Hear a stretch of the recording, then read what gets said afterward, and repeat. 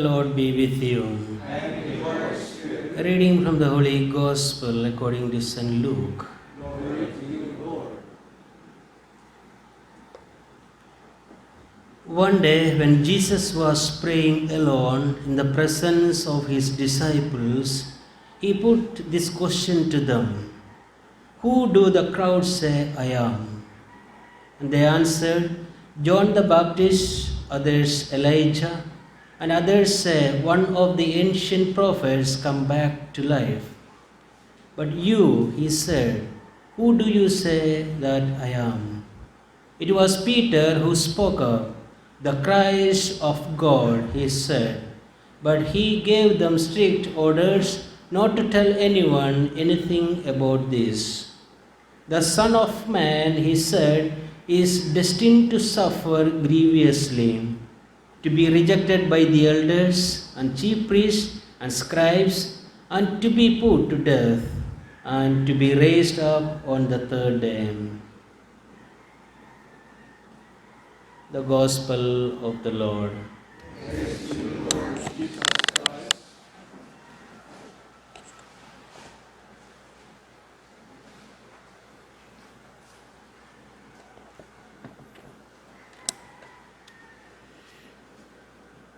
A bit of a background to the Gospel that we have listened to.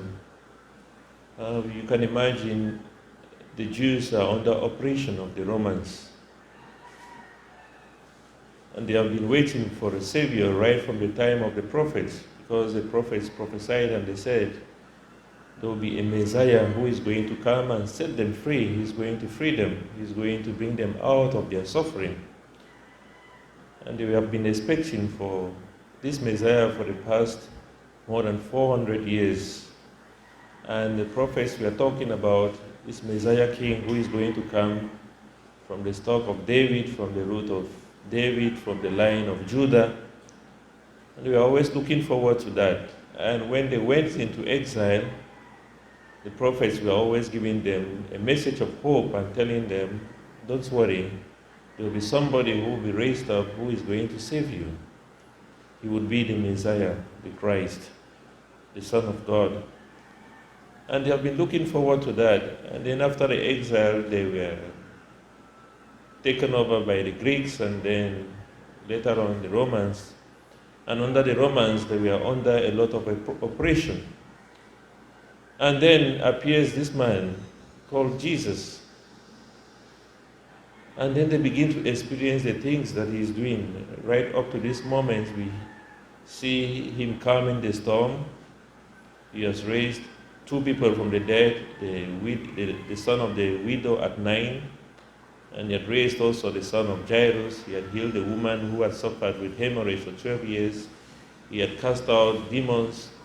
He had done great things, And people are wondering, his disciples, he had called his disciples, they follow him, but they are not really sure. Who is this man? And then there comes that breaking point where he is praying, and then he says, who do people think that I am? And then the disciples start beating around the bush. They don't really want to point. They are following him. They are not really sure. Is this him?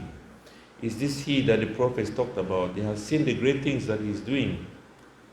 And they said, some say you're John the Baptist, some are saying that you're Elijah, some are saying that they don't want to say what they are thinking. They're beating around the bush. They say, some say you're one of the prophets.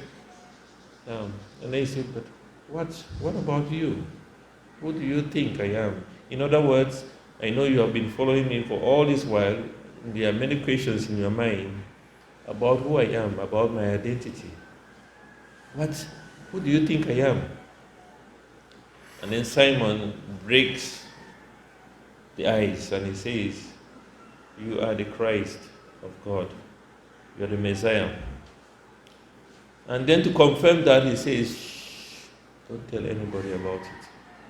So you would know, at that moment, the disciples are happy. They have confirmed all their worries. They have cleared the doubt because he has identified himself as the Christ.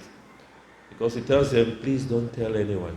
And at that moment, they would feel that this is really the Messiah. He's going to set us free from the hands of these wicked Romans who have been torturing us, just like Moses set the Israelites free from Egypt. So that kind of expectation they have.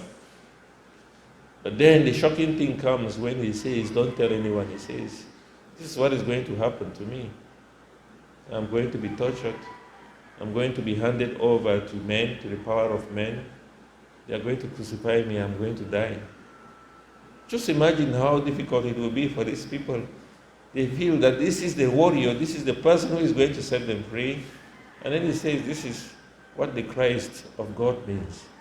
And I'm going to be handed over to the power of man, to the chief priest, your own priest, not to the Romans. I'm going to be tortured. I'm going to carry my cross. I'm going to be crucified. I'm going to die. And then I will rise again. They do not understand what rising again means, but they know that he is going to die. So you can imagine how difficult it is for them to absorb that. They do not even understand it. In Matthew's Gospel, when he says this, Peter says, no, you cannot do that. And tries to prevent him, and he tells Peter, get behind me, Satan, if you remember that.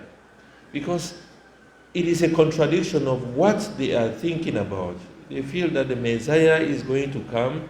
He's going to come like Moses. He's going to come with a staff. He's going to lead the people out. They're going to fight the war. They are going to fight the Romans, and they are going to liberate the people of Israel. But he says, no, I am going to die. So it becomes very difficult for the disciples to absorb that. They do not understand. Because later on, the following verse says, and if you want to follow me, you must carry your cross also as well. You would also suffer. You would deny yourself, you carry your cross, and you follow me. It's something completely unacceptable, because they think that Jesus has come to set them free from the cross. He has come to set them free from suffering. He has come to set them free from slavery. He has come to liberate them. And Jesus says he's going to die because they do not understand. And there are many things in our lives that we do not really understand. I remember when my brother died, there's a lady who sends me a message from Italy, and she says, what is God thinking about? Why is God thinking like that? Why does God do things like that?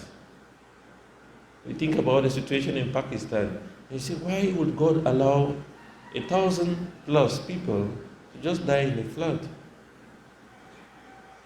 You think about other situations in the world where children are dying, where atrocities are happening, and you ask, what is God thinking? We do not really understand him, just like the disciples did not even understand his message. There are many things that happen in our lives that we also question God, and we say, God, are you still there? What are you thinking? Many people suffering from different diseases, different sicknesses. We just read a number of intentions from here, from Ireland, from different places, about people suffering from different things. And just ask, where is God in all this? And he says, yeah, you might not understand, but I know it. The prophet Isaiah says, your ways are not my ways, and your thoughts are not my thoughts. We think in the now, but he thinks eternally. He does not even think because he is thought itself. His mind, he does not even have a mind because he is mind himself. He's not beautiful because he is beauty itself. So he knows everything in an eternal now. And that is why we might not understand, but we have to trust. And that is what faith is, that we do not understand it, but we trust. We still follow him, just like John. He saw him being arrested. The other disciples ran away because they were disappointed. They did not know what to believe again. John, he did not understand, but he followed him right up to the cross because he trusted that even though he has died, just as he promised, he will rise again. So my dear brothers and sisters, let us ask for the gifts of faith. And that faith means that we might not understand it.